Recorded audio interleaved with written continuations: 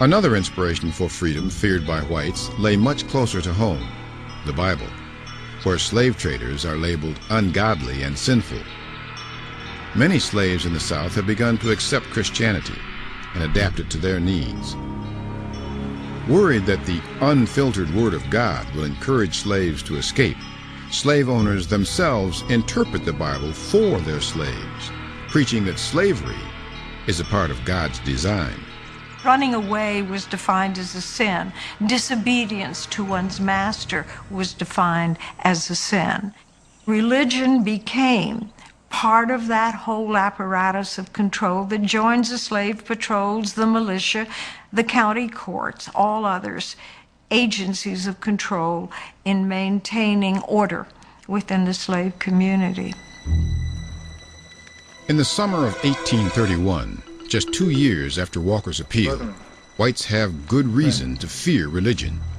In Southampton County, Virginia, Nat Turner, an enslaved preacher, has his own interpretation of the Bible. He believes that God has chosen him to avenge the sins of slavery. As Turner makes his rounds preaching in the fields, he quietly enlists other slaves to his cause. For months, the men meet secretly, conspiring on the plans of their uprising.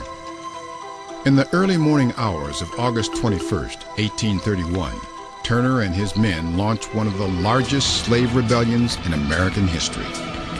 The rebels move from home to home, killing every white person they meet. As they advance towards the nearby town of Jerusalem, more recruits join them. The local slave patrols have failed to uncover Turner's plot. So the militia is called out to track down and kill the rebels. For 36 hours, the rebellion rages on. Church bells ring out in distress. The reaction of the white community to this is extreme. The paranoia shoots off the scale. 50 dead today, how many dead tomorrow? For white Virginians and white slaveholders across the South, it was a shock, a reminder of that they could lose their lives in a minute, that the entire system could explode.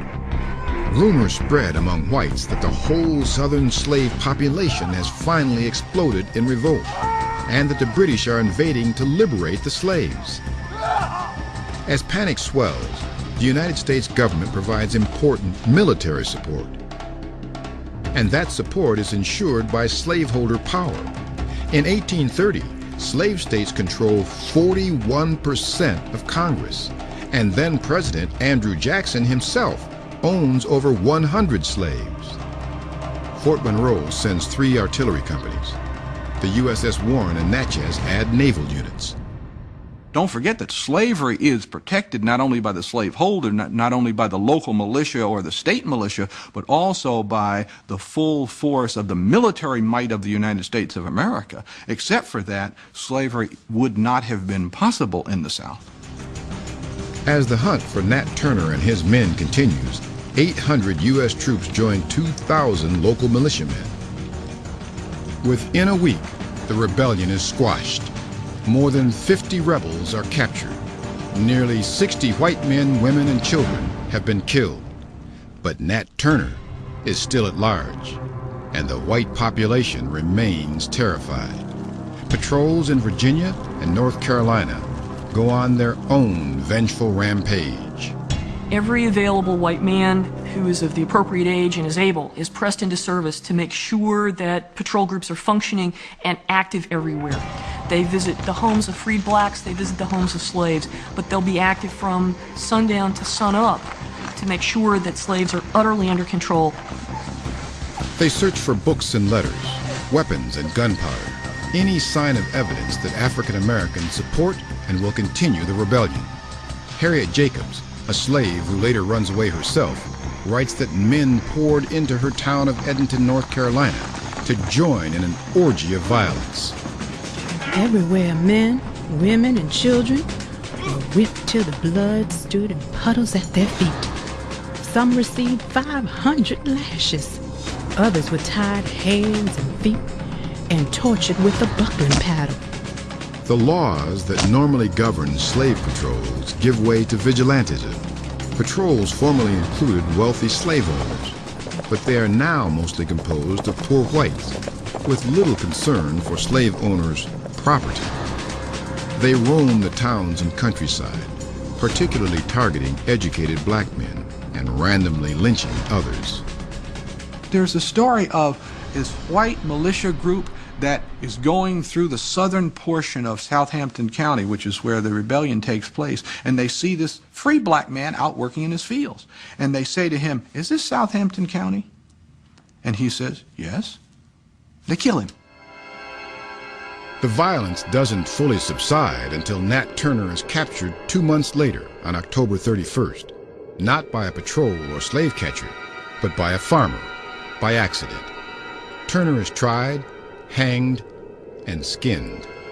In all, the state executes 55 black people for conspiring with Turner. The patrols murder another 200. Many have nothing to do with the rebellion. Every stop has been pulled out to quash the uprising, all the way up to the United States military. And still, slaves run, and slave hunters expand their networks for tracking them. The Turner Rebellion frightened whites literally out of their minds, and yet even that wasn't strong enough to provoke them to get rid of slavery as an institution. Because for slave owners, profit outweighs morality and their own safety. By 1830, nearly 2 million slaves are fueling the Southern economy, and slaveholders aren't about to give up their free labor. Instead, the state legislatures target what they believe could foment future rebellions. Black schools are closed. Black churches are banned and burnt to the ground in an attempt to stop the unfiltered teachings of the Bible. And slave patrols are ordered to punish any African American caught worshiping or singing hymns.